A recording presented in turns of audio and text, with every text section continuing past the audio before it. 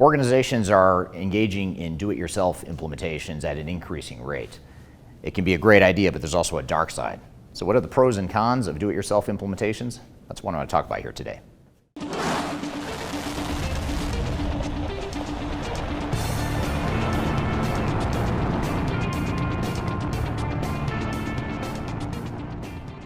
My name is Eric Kimberling. I'm the CEO of Third Stage Consulting. We're an independent consulting firm that helps clients throughout the world reach their third stage of digital transformation success. And we're finding in recent months here in 2023 and into 2024 that organizations are embarking on do-it-yourself digital transformations at an increasing rate.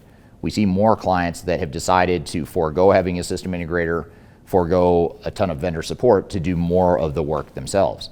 This can certainly present certain advantages and upside possibilities to organizations, but there's also a downside risk as well. So what I want to do today is talk about what are the pros and cons of do-it-yourself implementations, and how can we embark on a do-it-yourself strategy that makes sense for us.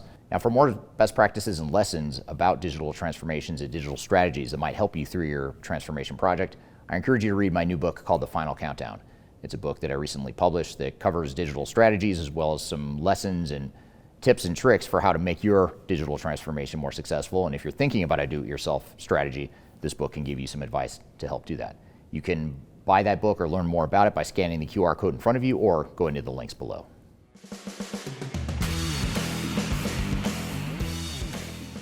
First, let's start by talking about what some of the advantages of the do-it-yourself approach are. As I mentioned before, the do-it-yourself approach generally involves using a lot less of your technical vendor and your system integrator and a lot more of your internal resources. Now, some of the advantages of this include, first and foremost, that it creates a certain amount of ownership and buy-in and accountability for the project because you're driving the project. You're not overly dependent on an outside software vendor to handle the project for you. And this can be a positive thing because a lot of organizations get stuck and get steamrolled by their third-party vendors, and they create this sort of learned helplessness along the way where they don't know how to manage the project, they don't learn how to manage the project, and they don't learn the technology and the process improvements the way they need to. So organizations that go the other extreme and focus on owning the projects themselves tend to mitigate that risk more than other organizations. The other thing that the do-it-yourself approach enables within an organization is to really level the playing field between you and your third-party vendors. I'm not suggesting that it's a competition necessarily, but what I am suggesting is that, back to my point about learned helplessness, a lot of times software vendors come in and take over the project for you, and they do this without providing much transparency and accountability for their own services. So organizations that depend more on internal resources and less on outside system integrators and software vendors find that they have mitigated some of that risk, and they're able to have more control over the project and be more self-sufficient without having that learned helplessness that a lot of organizations fall into. And then a third benefit of the do-it-yourself approach is sometimes when you implement with this do-it-yourself approach, you're doing so in a way that can lower cost. It can be done quicker in some cases, although a lot of times, as we'll talk about in a moment, it can actually create more risk and take longer to implement. But for some organizations, they find that they can do it in less time. And they also find that oftentimes they realize higher levels of success than organizations that are overly dependent on their third-party vendors. So these are the few of the advantages of the do-it-yourself approach. And what I want to do next is talk about what some of the disadvantages are.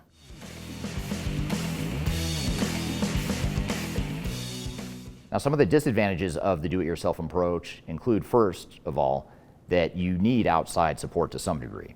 There's a certain amount of outside capability and expertise that your organization probably doesn't have that you're going to need from the outside. So if you go too far to the extreme of not depending on third parties, you might miss out, and you might be dependent on your own internal limitations and your own internal biases and your lack of experience as an organization. So that's the first disadvantage. The second disadvantage is the fact that even though some organizations that take the do-it-yourself approach can do so with a lower cost and in some cases with less time and risk, most organizations, I'd say, actually find that it's going to take them longer and potentially cost them more if they take the do-it-yourself approach too far. Reason being, a lot of times they just don't have the capabilities internally to manage the project, and they have this false sense of confidence that they can manage it themselves, only to find that it is going to take longer than they thought, it's going to cost more than they thought, and it's going to be a higher level of risk than they thought, primarily because they don't have those internal capabilities in-house. Now, you can certainly mitigate this risk, of course, by hiring people and building your team to ensure that you have a team that has the internal knowledge and capabilities to make the project successful. But even then, oftentimes that doesn't get you where you need to be without some sort of outside support. And then third, another disadvantage is that you just simply may not have the competencies to be successful with a do-it-yourself approach. Some organizations have a decent amount of internal capabilities and they're able to find that right blend and that right balance of internal focus and internal resources versus external third-party resources. But a lot of organizations don't even have a minimum level of competency, in which case the do-it-yourself approach is going to be highly risky for those organizations that just don't have the competencies and the maturity to be able to handle that organizationally. So these three disadvantages are three things that are really important to think about as you consider a do-it-yourself approach and the risk mitigation strategies that you might deploy. And that's what I'm going to talk about next. So in order to create a do-it-yourself strategy that works best for you, it's important to think of this as sort of a continuum or a spectrum.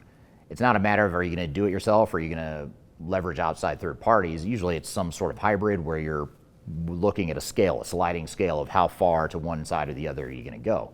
And where you should be really depends on you as an organization. And that's why the first step is really to make sure you understand your competencies, you understand organizationally what are you capable of, what skills do you have, what experience do you have, what battle scars do you have as an organization, what outside resources might you need to hire, or what competencies might you need to fill in the gaps on to ensure that you're mitigating the risk of your current situation. But the first step is to make sure you understand and do a full assessment of your current state to understand what sort of do-it-yourself approach is going to make the most sense. The next thing you typically need to do is look at how you're going to upskill your IT department.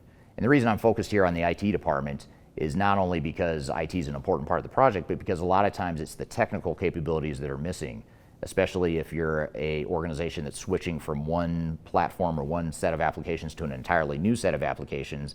Chances are pretty high you don't have the capabilities you need longer term to make that transition. So now we need to figure out how are we going to upskill our team? Are we going to train them on the new technologies? Are we going to bring in outside resources and hire them on our staff to make them part of the team so we have that outside capability but we bring them in-house? Those are just a couple of options and ways that you can mitigate that risk. And then the third thing in defining a do-it-yourself approach is to make sure that you define the right organizational structure.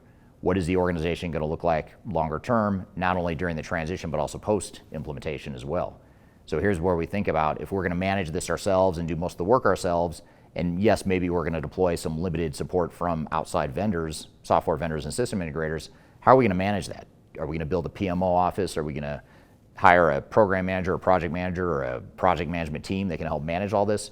We need to make sure we define a structure organizationally that helps ensure success. And then last but certainly not least, you want to make sure you have the right program governance in place to ensure that you have controls to control the project. And this is something that's important even if you're not taking a do-it-yourself approach, but it can be even more important if you are taking a do-it-yourself approach, in that you need to make sure you've got accountability, you've got controls in place, you've got governance, you've got decision-making processes in place.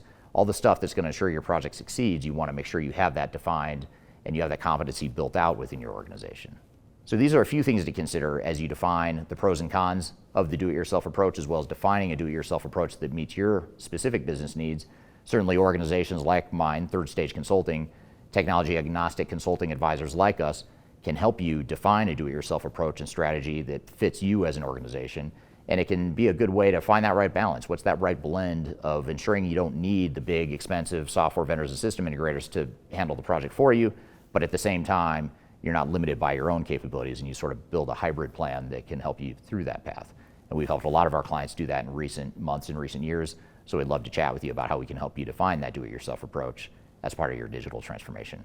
For more information about digital strategies that might help you during your project, I encourage you to buy my new book called The Final Countdown. You can learn more about that book. You can buy it by scanning the QR code in front of you, or you can go to the links below. You can also just go to thefinalcountdown.com to learn more about that book. So I hope you found this information useful and hope you have a great day.